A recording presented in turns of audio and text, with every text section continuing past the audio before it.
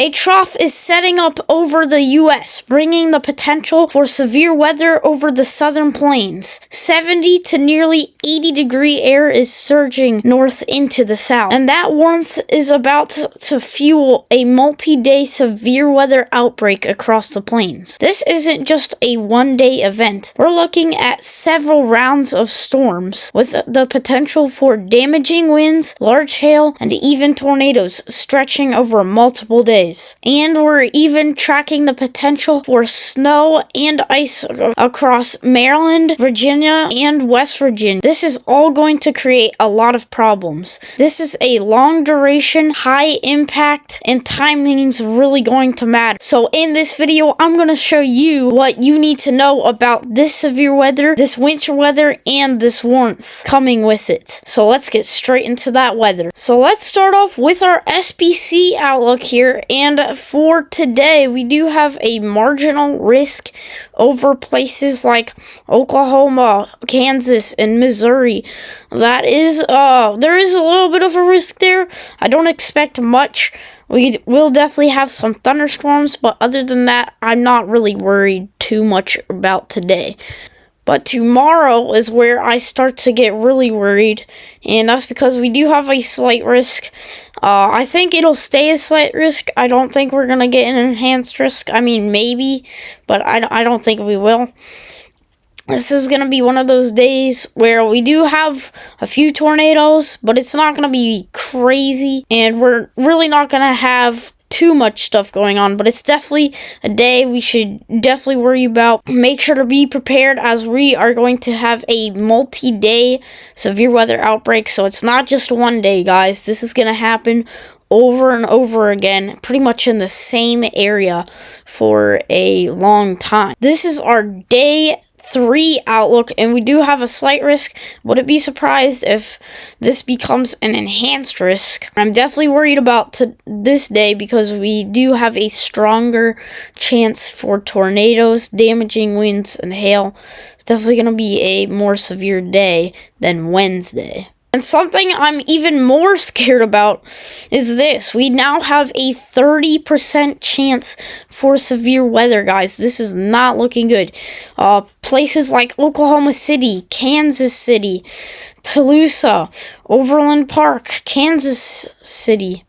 I'm really worried for you guys, as a lot of you guys are going to be in this threat for severe weather on Friday. This is really not looking good. And then they went ahead, and I guess they got rid of Saturday for some reason.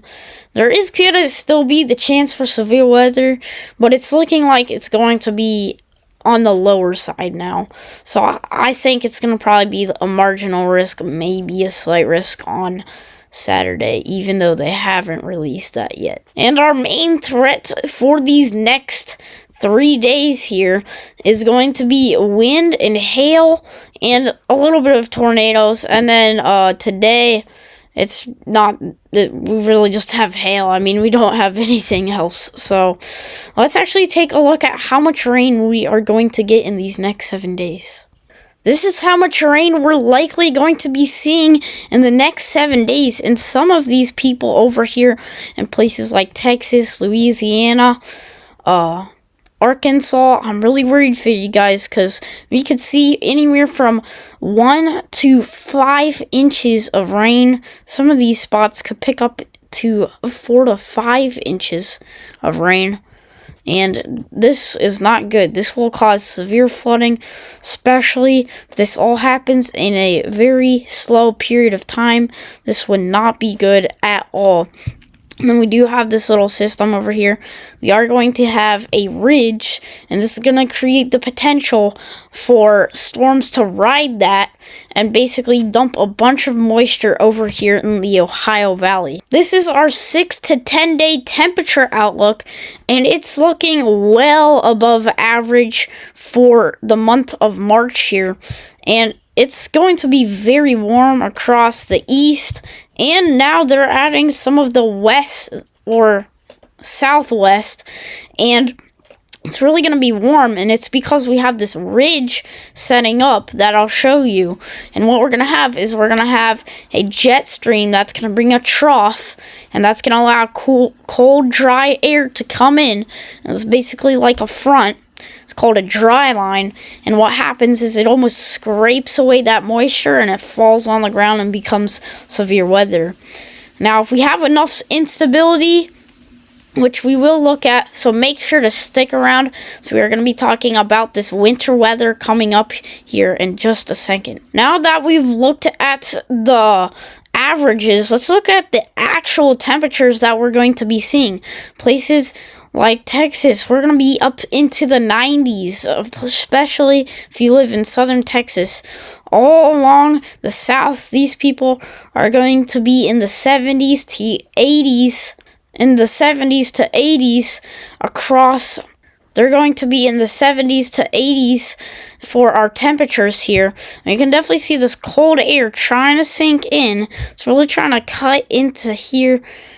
It's really trying to cut into Texas and Oklahoma. And what that's going to do is it's going to create almost like a cold front, but it's a dry line. And you can see there, it pushes all that back. And that's going to fire off some severe weather. And that's what I'm really worried for about. Now, this ridge is also going to bring with it low pressure systems that are going to ride up it.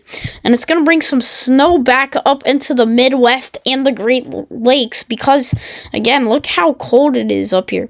We're in the 20s. Even though these guys are down here in the 80s, that's going to create some snow if we really have any amount of moisture. This is what the radar could look like for about the next 2 weeks here. You can definitely see those storms firing off over here in Texas and Oklahoma. Look at that. There's a snow system moving up into the Midwest and parts of the Great Lakes. That's what I'm talking about, guys. These low pressure systems are going to ride, well, there's a little clipper system. They're going to ride up this ridge here, and they're going to meet up with some moisture, and that's going to create the potential for winter storms just like that. And I'll show you the snow totals here in a second. But we did have a little bit of a storm system over here in Virginia and West Virginia and Pennsylvania and Maryland. And we did get some ice. There's still ice actually ongoing. And then Washington, D.C. got some snow last night, which was really pretty, actually. It's really cool.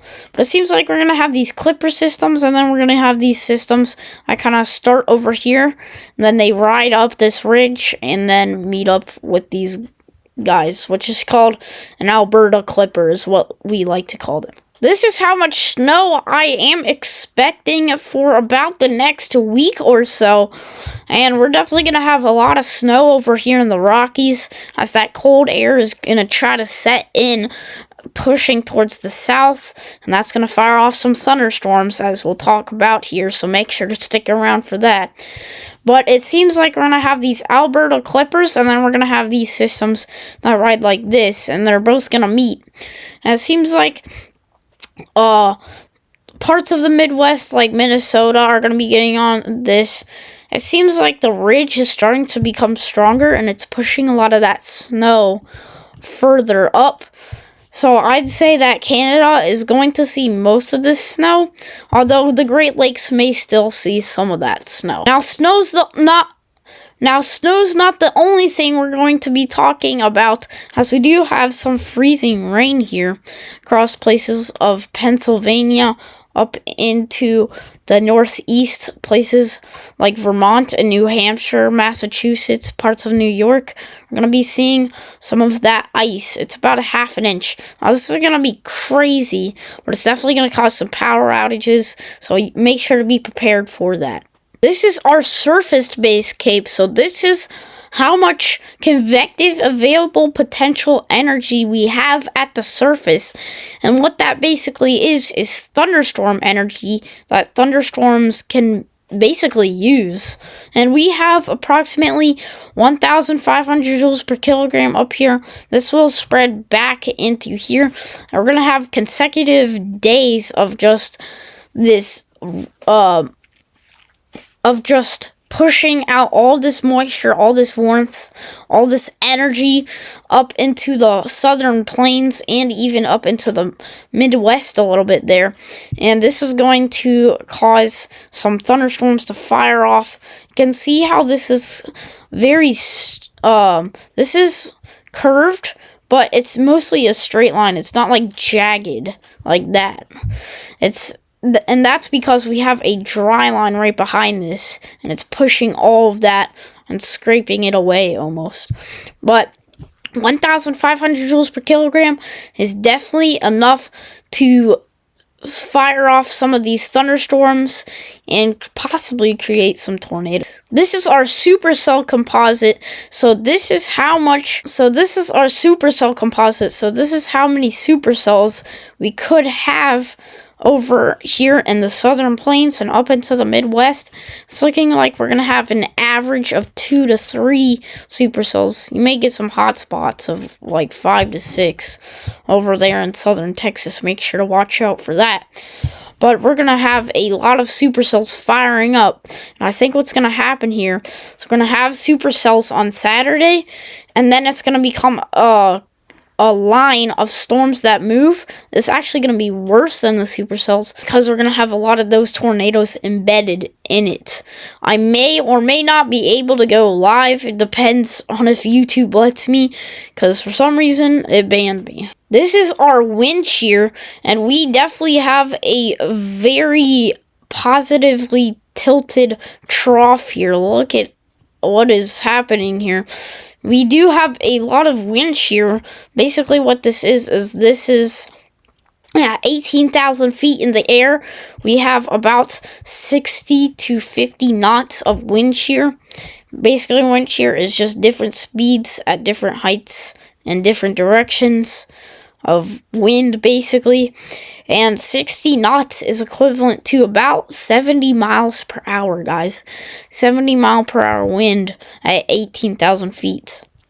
So it's going to create the potential for spinning storms, aka supercells. And this is really going to make those tornadoes spin, because usually supercells need to spin to create tornadoes. So this is a sounding that is for Saturday over here in places of Dallas, Texas. And we definitely have an inversion there, and that tells me there's probably a cloud right there, actually. So this could actually be a storm. And you see this little line here? That is our cape. So if the temperature starts dropping here, that tells me that there is a lot of thunderstorm. Anyways, that is it for today, guys. Thank you guys so much for watching. I hope this was a great video for you guys, and I hope I can make a lot more in the future. We'll be making one later today, so make sure to check that out. And again, thank you so much for watching. Make sure to like and subscribe. It'll just help my channel out. That way I can really build this platform and give it out to more people. That way we can all be weather aware. So, I'll see you in the next one. Goodbye.